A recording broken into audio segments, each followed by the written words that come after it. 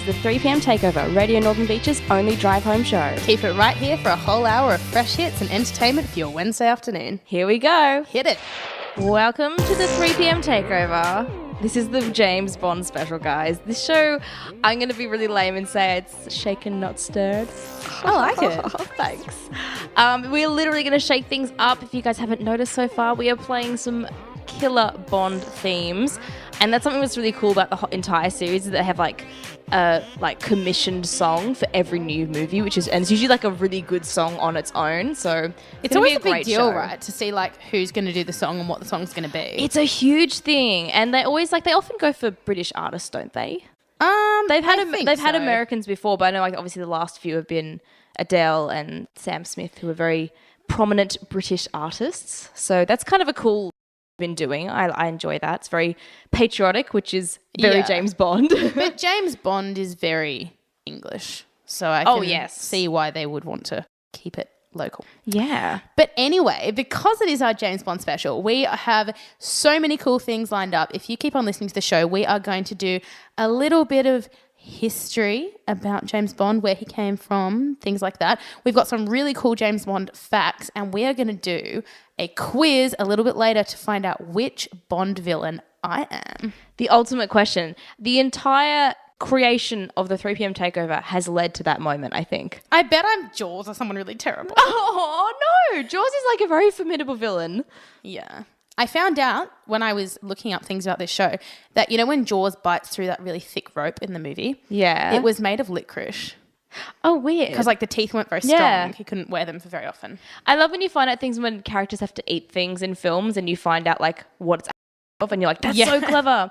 The slugs in the second Harry Potter movie were just like gummy slugs. I was going to say, weren't they they were chocolate or something? They were each flavored individually, and they were like a really gummy slick lolly that like dissolves really slowly. So they're like lemon flavored, and apparently like Rupert Grint really liked eating them. He kept like sucking on them, like, Rupert, stop it. Eating the slugs, that's so gross. That's a really cool fact about Jaws from James Bond. And back to James Bond, we're going to start the show by giving you a little pop quiz. Oh no! Bond pop quiz. How unexpected. Okay, are you ready? No, literally no. In James Bond, it's so hard because do you find they all get merged together? They do, but it's basic trivia. You'll be fine. Okay. Who is in charge of demonstrating and providing Bond with gadgets? Q. Yes. Good job.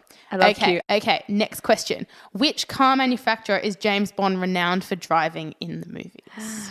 Aston Martin, I think. Yes. But he's driven a bunch. He's driven like Fords and stuff as well. He's driven a few, but that's his famous one. Okay. What drink does Bond ask to be shaken, not stirred? Martini. Correct. Either this is an easy quiz or I have seen Bond way more than I thought I have. No, they're basic questions. Yeah. That's a good thing. Okay. Which actor has played James Bond the most? I think it's Roger Moore. Or is it Sean Connery? It is. I think it's Roger Moore. I've always been told it's him. It is Roger Moore. Oh, good. But I think Sean Connery's not far behind him. Yeah, he's technically tied, except one film doesn't like count as much or something. Oh. There's some like weird way of calculating it. Maybe it's like the minutes that the movie is. I don't know. Anyway. Who created and wrote the original James Bond novels? Ian Fleming. Very good. That one I do know. Which gun is famously used by Bond in the first movie? Oh, that I don't know. Oh. Can you give me a clue? Is it like a make and model or something? Yeah. The only make and model I know of is a Smith & Wesson. No. There's a few, but his main one is a Beretta 418. Oh, I was not going to get that. I'm really not up on my gun terminology, so I don't really know if that's a thing. Yeah, I don't know. All I know is Smith & Wesson. What code number is Secret Agent James Bond given? Let me have a think. I think it might be 007. Correct. Very, very good. What's weird, of course, is you find out what happens to all the 00s except for 001. Like, they're all mentioned, like all the ones up to 7 except 001. Do you find out who 001 is? No. I think it's M, because she's in charge. And I feel She's like 001. Yeah, she like could be rose through the ranks. I don't know. Okay. Which precious metal and colour appears in the title of 3 James Bond films? Gold. Finger. Yes, gold. Very true. As in golden eye. An eye. And man with the gold and gun. Very good. So much gold. What was the very first James Bond film? I think it's Dr. No. Mm-hmm. Okay. Cool. You're acing this. I grew up watching those movies. That's why they all merge. Because you know when you're a kid and you watch a series of movies and you can't differentiate which one's which? Yeah. Especially because all the actors, as a kid, they kind of looked the same. Yeah. So I can't, you could tell me a villain and unless his name is like in the title, like I probably couldn't guess which movie it is. Same. They all merge into one for me. Which flag is most commonly seen during the James Bond films? Oh, I assume it's like the Union Jack? It is. Okay. The flag of the United Kingdom. That felt like a trap, that one. Well, no, but interestingly, the flag of the United Kingdom as opposed to the flag of England. But we're going to talk about that more in the show because there's a little bit of a... That's a bit of a teaser. I'm excited. Behind that because, of course, they go on that, you know, Bond is so English, but in fact the Union Jack does not just represent England. Yes. Well, if you guys have seen Skyfall, you'll find that his childhood home is actually in Scotland. Exactly. So that kind of ties in that he's more United Kingdom than English, which is kind of nice.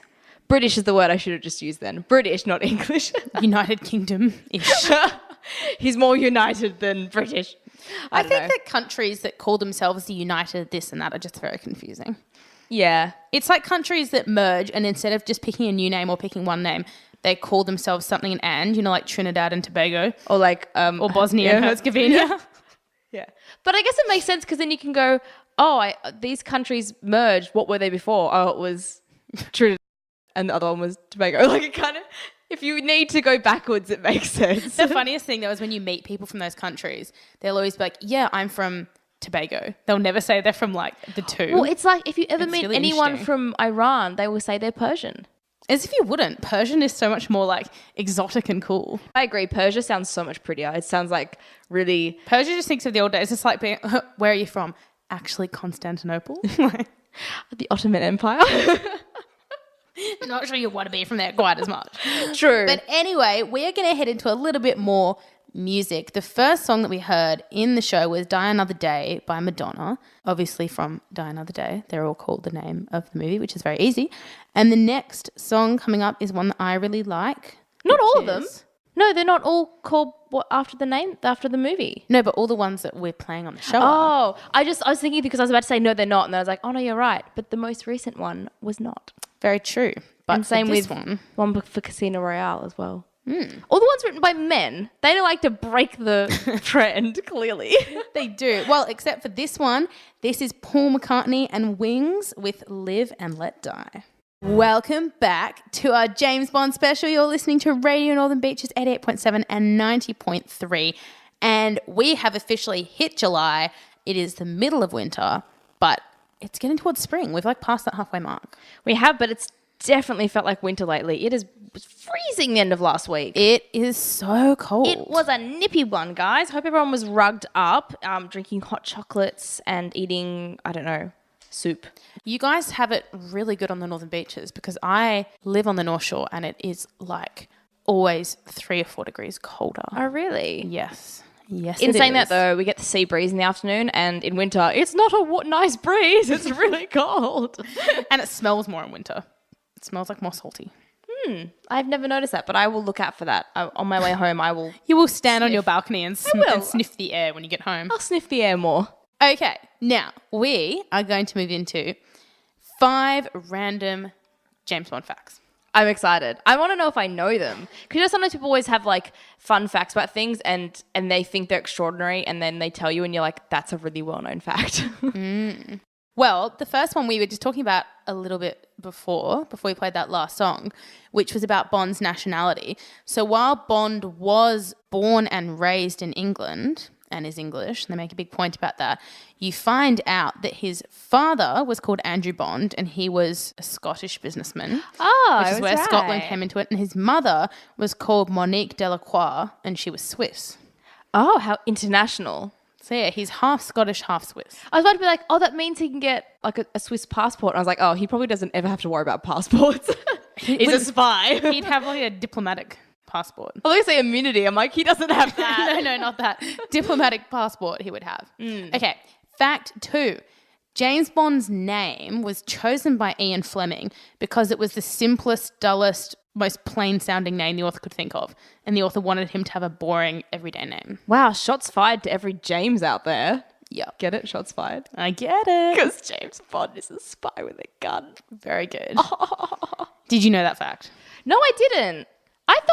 I've always liked the name James. I've never found it to be boring. True, but it is very ordinary. And Bond is really close to my last name, Bone, so I take personal offence at that.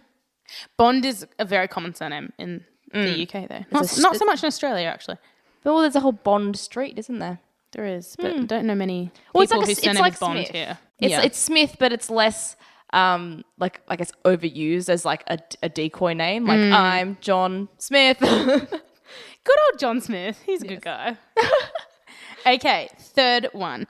Even though there have been so many films, the only Bond films to ever win Oscars are Skyfall, which was for sound editing and original song. And completely deserving. True. That movie was incredible. Goldfinger for sound effects and Thunderball for visual effects. Oh, Thunderball. Thunderball sounds like a fake Bond film. It sounds like a parody.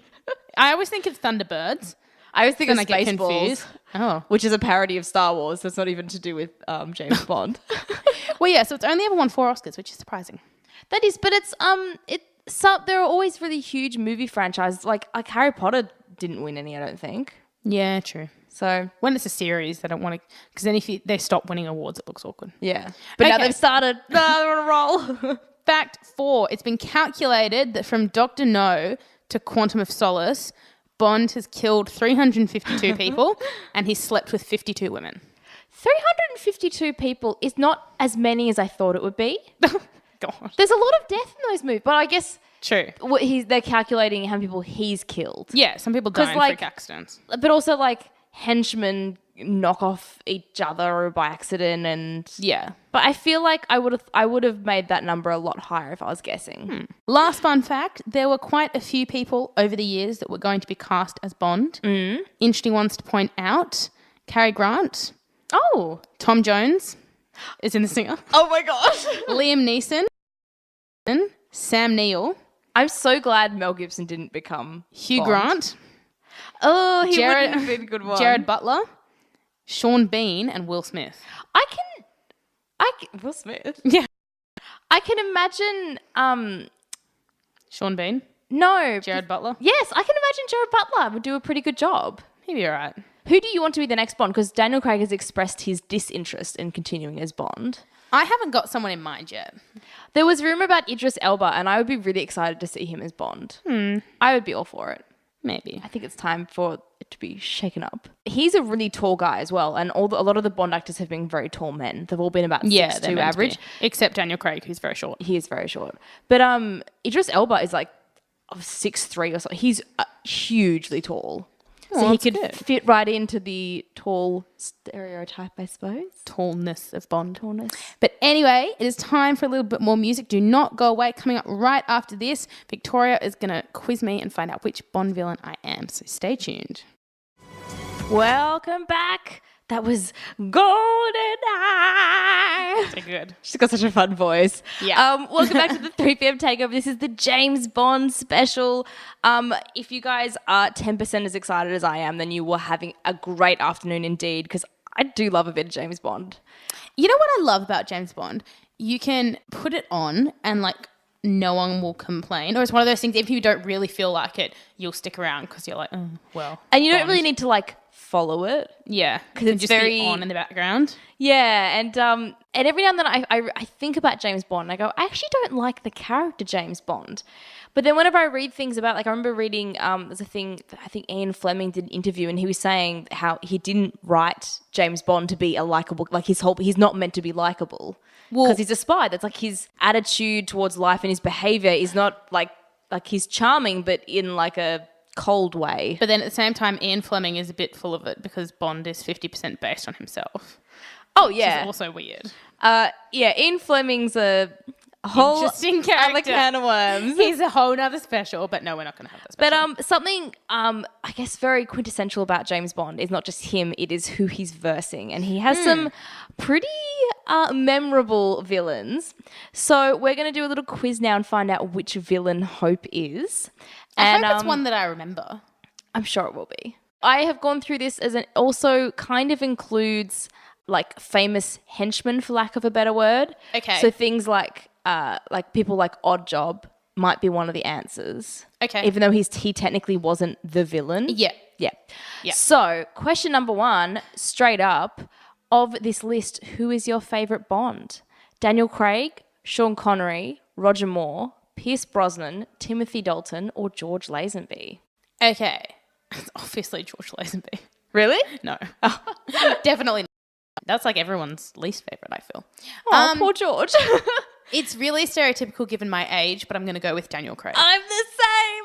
I think he's such a good Bond. He is the sexiest, and that's all I care about with Bond. I grew up with Pierce Brosnan, and I never really liked Pierce Brosnan, so when Daniel Craig came out, I was like, finally. Power to the blonde hair. I don't know. Maybe because he's like the most modern. I don't know. Yeah. He's cool. Okay, pick your last meal. Surf and turf, cheeseburger with the works, mac and cheese, sushi, kale salad, or nothing you enjoy suffering. That's so embarrassing. I would probably say mac and cheese. Okay. That's the one I'm kind of feeling now. Not that I'm about to die, but like... It is cold. You want something warm? Yeah, if I had to pick a meal right now. Okay, choose a vacation activity. Reading in a hammock, yachting, hiking in the woods, anything in Vegas. There's an exclamation mark. Okay. And Vegas is capitalized. Surfing or touring by helicopter. First off, since when was yachting a verb? Isn't it going on a yacht? It's now yachting. Okay. Wow. Reading in a hammock, I think. So you don't want to go yachting? I don't want to go yachting. Okay. Which one of these scares you the most? Spiders, blood, electrical fire. Feels very weirdly specific. Continue. Water, poison, or darkness. That's an odd combination of things. I'm probably going to go with electrical fire because it sounds super dangerous. I think each of them were like a thing in... I know electrical fire. Yeah. I think that's referencing Quantum of Solace. Yeah. I'm going to go with electrical fire. Good choice, because that's like actually scary. Yeah. I agree. I'm like, the rest are like kind of scary, but not like scary. Poison's not scary. It's just like in a bottle or whatever, right? I guess. Yeah. Yes, it depends. Okay, which car would you not be caught dead in? I'm going to have to try and describe these because they're just pictures. There's like a really old, rusty, beat up, like not 60s, like 80s kind of car. Mm-hmm. There's like a classic Mustang. There's a big industrial Hummer. Yep. There's an ice cream truck. There's a monster car. And there's a classic 60s Beetle. The first one, I think. The rusty one? The rusty 80s one. I mean, if you've got your tetanus shot, it's fine. Okay, pick a pet. We have a little golden retriever. We have goldfish. We have a ginger cat. Why is there a gold theme? I'm sensing a golden villain. Maybe. Okay, keep going. There's a capuchin monkey. There is a tiger. And there is a snake. Is it pick an animal? Yeah, pick a pet. You're a villain, remember? So you've got to have like a pet. Oh, the cat. The cat? You want to like twirl around in a chair with like a white fluffy cat and be like, Mr. Bond, I've been expecting you. Yes. Although the snake sounds pretty cool. Okay, pick an ice cream flavour because every good villain loves eats ice cream. Yes. Cold, like their heart. Okay, mint choc chip, chocolate, coffee, strawberry, vanilla, or peanut butter cookie dough. Well, my very favourite ice cream flavour is in that list. Oh, which meant is to be. Mint choc chip. There we go. Good choice. Mm-hmm. Okay, what's your ideal occupation out of these? I personally didn't find any of them to be very ideal occupations, but we'll see. Okay. Banker, a photographer, an athlete, a psychologist, a marine biologist, or a homemaker. I feel like they're 6 very random professions. They are. Probably a photographer. Okay, fair enough. Okay, and what is your favourite non-007 movie from this list? Raiders of the Lost Ark, Citizen Kane, Defending Your Life, The Usual Suspects, The Way We Were, or Star Trek II, The Wrath of Khan?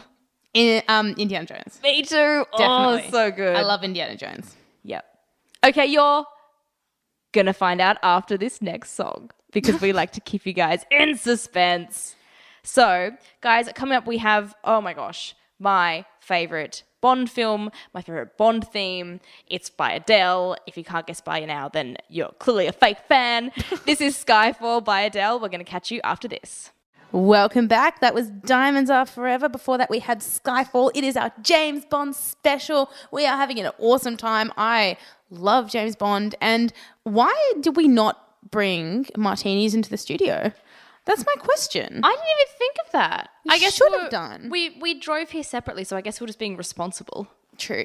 You know, I have this really good memory. We'll have a martini later. Okay, so when I was a kid, right, every Friday in the evening, my mum and my nana used to have a martini together. Oh. And I remember like coming home we'd always go out for afternoon tea after school or whatever on a Friday, and I come home and I remember like getting out all the martini stuff with them and like getting the martinis ready. And it's weird. Like they stopped doing that when I was, I don't know, like years ago, but for some reason it really sticks with me. I always remember the Friday martinis. Oh, that's so nice. I don't know. I don't like martinis, so... Oh, no. Sacrilege. I know. You can't even be on this special anymore. I like Pimm's, and Pimm's is about as British as it gets, so can I come back on? I suppose. What if I told you which Bond villain you are? Okay. Yes. Okay. Win my way back into your heart. So, if you guys joined us before our last songs, you will know that we did a quiz on Hope to see which Bond villain she'd be. And I like your result, and I will tell you why I like your result in just a moment. Okay. But first of all, I'll tell you what your result actually is. You got Dr. No. No way. You are the original villain, which is kind of cool. Yep. And when I did this quiz, I got Odd Job. And from memory, Odd Job is Dr. No's like henchman. Yeah, you're like my little Watson. I'm like your best friend. I love how well that works. So this says that despite your humble beginnings, you've achieved some measure of success, although your delusions of grandeur warp your sense of reality. I think that is very true. No, I'm kidding. You rarely smile and have a negative view of the world. I disagree with that. And you have a hard time saying yes to anything. I also disagree with that. But I think you are the awesome, ultimate, original villain. Are you happy with that result? Yep. Excellent. So yeah, Mr. No, who doesn't like to say yes. Oh, yeah. I didn't get that. Well, neither until that 1 second. I feel like it's been a very long time since I watched Dr. No. Yeah, who watches that one anymore? It's been a long time. Yeah. Anyway. Moving on from that. But speaking of very long time ago, yes. I believe you have some history for us on James Bond himself. I do. Man. I always sort of feel like I'm the resident historian. You are. I don't like history. With like a back perspective. But for specials, you have to, right? Like you have to know where stuff has come from. So context is really important. Yeah. Yeah. So obviously, James Bond has been a massive deal for a long time, for more than 60 years now. So he's been adapted for television and radio and comic strips and video games and film, which is quite a lot of things. Yeah. And it's more than it's on my resume, so... Oh, there we go. Victoria Bone hasn't been adapted to so many formats yet. Just to radio star. That's all. But James Bond a radio star? I don't think so. I'm already one up of him, guys. No, but he has been a radio character. Oh. So there we go. He's not a radio star. No. The films are the longest continually running film series of all time, and they have grossed more than $7 billion. So Wow. they are the fourth highest grossing film series to date. Oh, wow. Which is pretty impressive. It's very impressive. There are 24 films and there are 14 original Ian Fleming novels and 2 short stories, and they were published between 1953 and 1966. So actually, Bond is like more recent than I think. In my mind, it's like really old. I and the thought it movies was a were lot made older, ages after, but really they weren't. So there we go. But yeah, so Ian Fleming created the fictional James Bond, who is an intelligence officer at the Secret Intelligence Service known as MI6 and is known by his code 007. And before that, he was a Royal Naval Reserve commander. But Ian Fleming was also in the Naval Intelligence Division. Oh. He was in it during World War II, and he said that Bond is a mixture of all of the secret agents that he met during the war. So he's a mixture of all these different kinds of people. So there we go. And the name James Bond, like we said earlier, was chosen because it was a very plain, everyday kind of name. And it came from an American ornithologist, James Bond, who is a Caribbean bird expert and author of The Birds of the West Indies, which was quite a famous... That is such... it was the first anthology of birds. That is such a slap in the face. Imagine if you were wrote a really important book in your field and someone was like, I'm going to take your name. You'd be like, wow, someone's using my name. Be like, yeah, because I think it's the most boring name I've ever read. So I need to use it for this spy because he needs to be like, you know, inconspicuous and all that. So I think your name's so boring that I'm going to use it. You'd be like, I'm like insulted and flattered at the same time. How odd. What I think is interesting here, and you're going to roll your eyes, but I'm excited about this. Of course, aside from shaken not stirred when he orders a martini, which he does in every film, the most famous line you always wait for, of course, is when he introduces himself and he says, Bond, James Bond. Very good. Thank you. And that has been voted it's sort of entered, I guess, like the lexicon of Western popular culture. Well, you could do it with anything and everyone knows what you're referencing. Yeah, that's what's really good about it. And it's become one of the most famous and loved film lines ever, but it's been voted the second best one-liner in cinematic history. Oh, what's the best one-liner? Can you not think of something that might beat it? It's a film I love. I hold it very close to my heart. Oh, no. I don't even want to guess. Shall I tell you what the line is? Yes. I'm flying, Jack. Oh, God. It's not I'm king of the world. Nope, it's I'm flying, Jack. Oh, gosh. I'm king of the world, I think, is like the third most famous film line ever. Titanic wins again, even over Bond. What's great about the Bond, James Bond, is you can do it with anything. When someone's like, what are you eating? You can be like, biscuits. Cheese biscuits. Yeah. And everyone knows exactly what you're talking about, which is great. It's so funny. Well, I was working at an event last year for my work, and someone introduced themselves as Bond, James Bond, and I kind of laughed and looked at him as in like, yeah, what's your name? Because I had to register him for the event. Yeah. His name was James Bond. And did you say, you know, Ian Fleming picked that because it's the most boring name he could find? No, because I didn't know that at that point. Well, now if you ever come across him again, because he's being all like, oh, my name's James Bond, you can like cut him in half with that. But I was like, if that was nice, me, boring name. If that was me, I would have just said, oh, you know, James Bond. No. I know it's funny, blah, blah, blah. I like that he's milking it. It's like, I don't think I've told you this, but there is a guy in my office, really nice, really lovely man, but he's called Bruce Jenner. And he totally owns it, and everyone calls him Caitlin. But it's so funny because you hear him introduce himself on the phone and then a bit of a pause. And then he goes, like he yes, waits. Bruce Jenner. And then he keeps talking. It's really funny. That's great. At least he's owning it. I feel like he does own it very well. If you get like embarrassed by it, that's when it's like you draw more attention to it. Well, he said it's not going to go away. He just had to live with it. Oh. Okay. Back to James Bond. Give us some more history of the old Jimmy. Well, we're kind of done the history bit. We're now up to the modern bit. Okay. So he's become such a big icon that, do you remember this? In 2012, at the opening ceremony of the London Olympic Games, he appeared, like Daniel Craig appeared in character, escorting the Queen in the helicopter. It was really good. Although that wasn't actually the Queen, but yes. Yes. So cool. Hey? Yeah, that was when they're like, what's more British than British? Bond. Yeah. Very, very cool. But on a more like, not a negative note, but on a contrary note, of course, Bond is not without his criticism, which is really, really interesting. So the character and just generally the related media have had a few criticisms across the spectrum and are debated a lot in popular kind of, you know, cultural studies and things like that, you know, because a lot of people accuse Bond of a lot of misogyny and a lot of sexism. We were saying that earlier. And an interesting one, which I never thought about, is at the time that they were first coming out, you know, sort of like 70s, 80s, that written kind of thing. Or the first films? Well, both. I'll say he's very much a product of the time he was written. 60s and 70s, I'm not surprised by the misogyny and his looseness of morals. Yes, but the other thing, which was interesting because it did not fit the time at all, is he was very against family values, which of course were big in that time. Wasn't married, didn't have children, didn't nuclear like come family, home for dinner, I only blah, deal blah, with blah, blah, nuclear bombs. You know what I mean, though? Yeah. So like lots of criticism. But you know what? I don't even care about that. Bond is who he is. He's just sexy and fun and he's a womanizer and I don't care.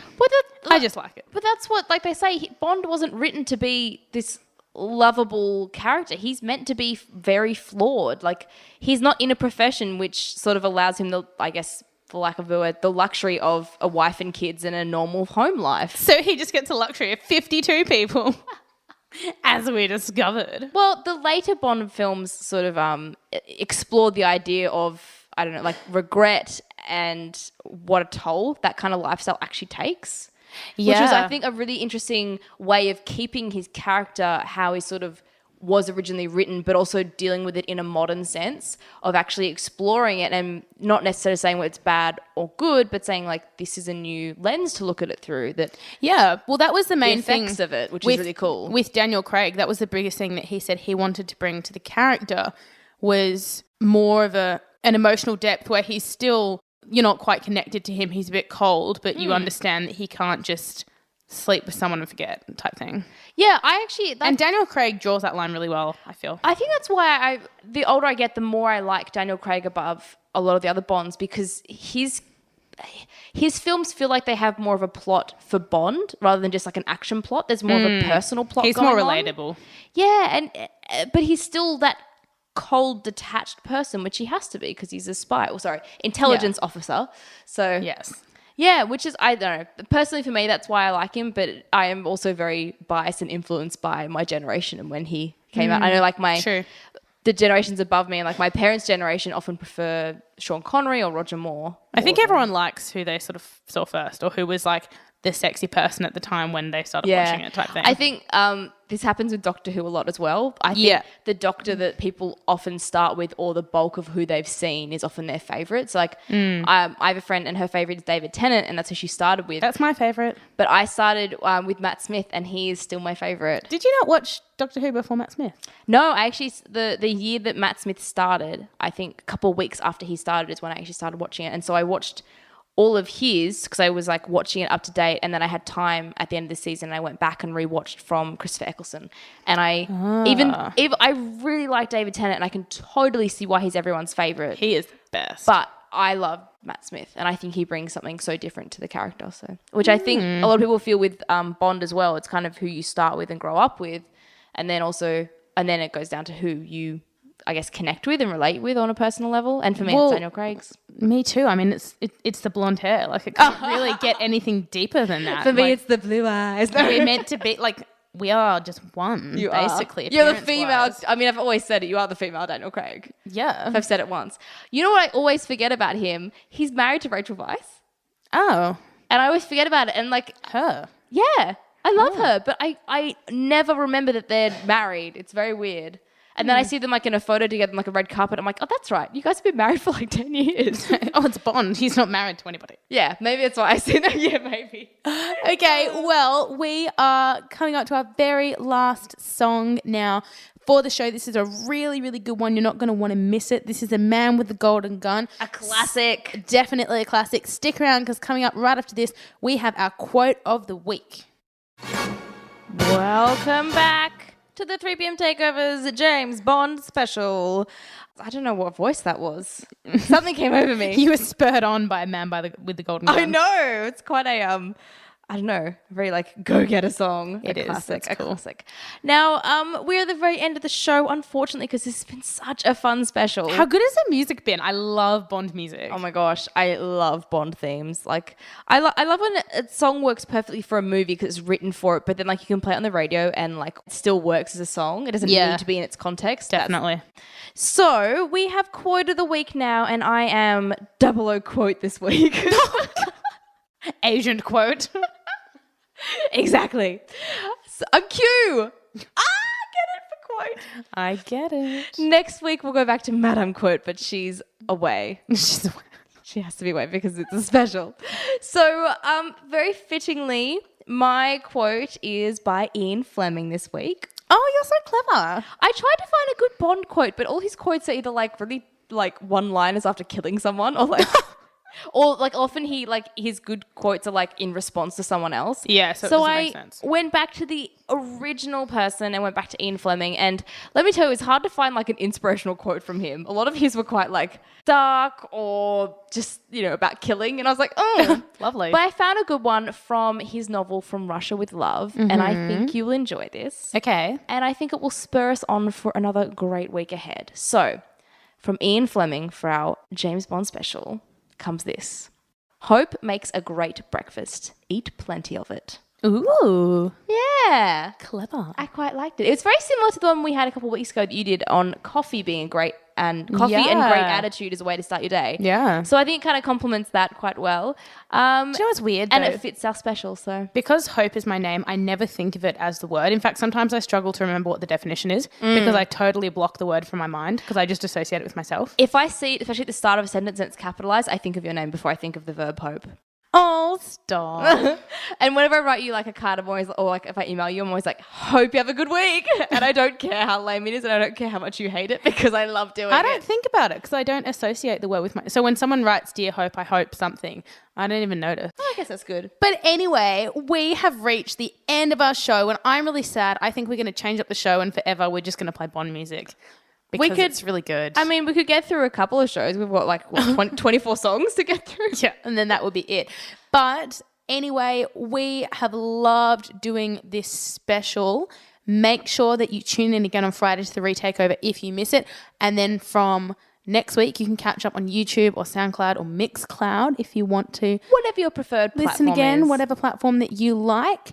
And so we are out of here for another week. Make sure you tune back in. Same time, same place on Wednesday. What date's it going to be? Oh, I don't know. Don't 5 spring plus calendars 7 on me. is 12. On the 12th of July. Let me just check. You are correct. We will see you then. Maths is hard. It is. 007. Oh, yeah, it's July. Is that why we did it? No. I didn't even realise that July is the 7th month. I mean, yeah, that is why we did That's it. totally why we did it, guys. 007. Bye. Bye.